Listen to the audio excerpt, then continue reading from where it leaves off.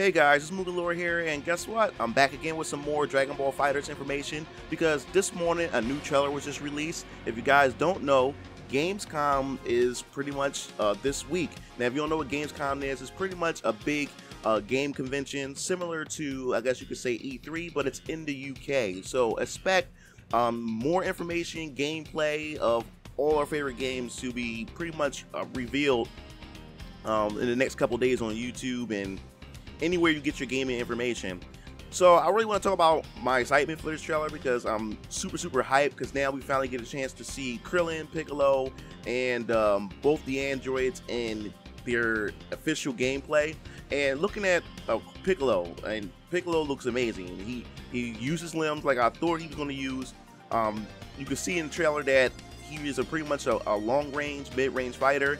And from some video footage, I guess you could say live video footage on Twitter was posted up that you can charge Piccolo's special beam cannon, and while you're charging the special beam cannon, you can pretty much hold it and teleport all around the stage with it and then let it go whenever you're ready to let it go. So I'm super excited, and I can't wait to see how people embrace Piccolo, because I think Piccolo is a pretty awesome character. He's pretty unique to the Dragon Ball series. And then we have Krillin, my boy. I couldn't wait for Krillin to be revealed, and Krillin's finally here. You can see that, yes, he's like one of the smaller characters, just compared to, I guess you could say it's to the same size as Team Gohan. But Krillin looks definitely amazing. He also has his famous destructo disc, but he has a barrage of destructo discs. So I guess that's going to be one of his supers. And then he has his guided Kamehameha or Ki Blast, where he shoots the opponent with the Ki Blast, and then he guides the Ki Blast up, and then it scatters into multiple shots, similar to what the scan said about his attack. So I'm really excited about that. Now, another thing I noticed about Krillin is that it looks like he had like a special with Android 18, or I'm not sure if that's an Android 18 super, or if you pair those two together, since they're pretty much husband and wife, that they might have a super to their own, but I'm not sure. The trailer doesn't really show much. It just skimmed through it, but it has me very curious. So speaking of Android 18, we want to talk about the androids. Now, when the characters were pretty much portraits came up onto the screen, it says Android 18 assists with 17. So it looks like this, like the scan said, that Android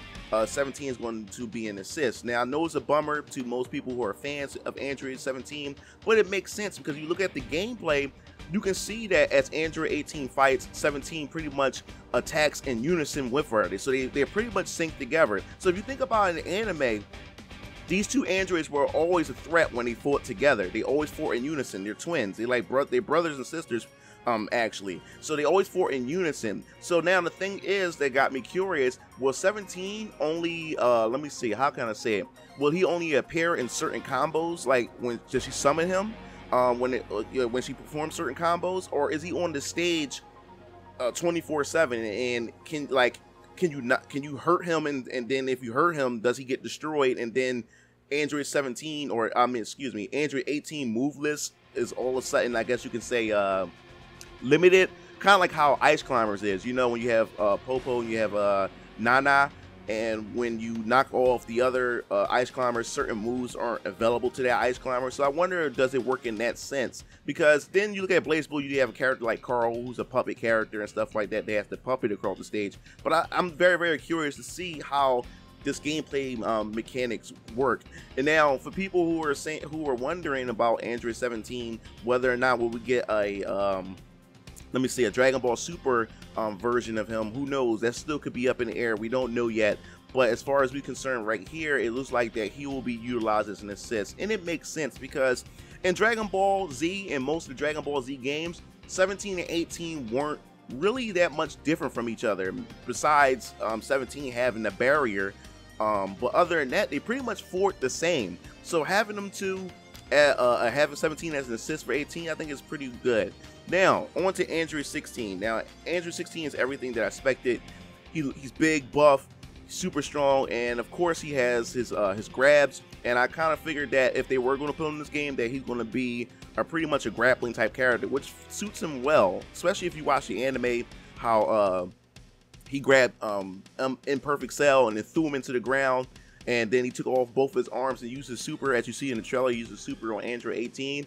So he looks amazing, and I can't wait to see more of him. And I wish they would have showed more. So hopefully sometime during Gamescom we'll actually see these characters in full play. Now, the biggest thing that I really want to talk about is the story mode, because the story mode really has me curious, because it has a lot of hints in there, and it opens up saying a forbidden story. Now I wonder what forbidden story they're talking about. Is it just going to be a story that the fandom has always thought about, as far as the Android saga is concerned? It's just really got me curious. But when Goku's shoe hit the ground, I almost flipped, because I thought it was going to be Goku Black for a second, but it showed all these duplicates of Goku and all the other characters. So are these characters dead, like zombified, or are these characters pretty much from evil from another realm, or are the Z fighters pretty much androids? Now that's the thing that really has me curious. So does this also take place in the Trunks timeline? We really don't know. So this really spiked my interest, and it looks gorgeous. The cutscenes look gorgeous, something that you expect from Arc System Works, especially with the Guilty Gear franchise and the BlazBlue franchise. So I expect nothing less from these guys. But the story has me really curious. I want to know how it's going to turn out. And another thing that I noticed too, Bulma also has her outfit from, and Android 18 has her outfit from Super Dragon Ball Super, excuse me. So I'm telling you right now, we should be able to expect some Dragon Ball Super content in terms of characters and maybe stages, and also new stages were introduced as well. You have the Metropolis, or West City, whatever it's called, and you also have the Cell Saga stage, the tournament stage, and you also have the desert and the mountain, the grassland stage. So that looks interesting. So that really has me hyped. But let's move on to the next thing I really want to talk about. There was also a beta sign up. The beta sign up, unfortunately, it crashed. The US site, because you have the UK site, the European site, and then you have the US site. And I tried to go to the US site to pretty much try to do the sign up, but unfortunately it crashed. It won't even load up. And some people were saying just go to the UK site and sign up there, but your chances of getting in, not really sure. And that's unfortunately.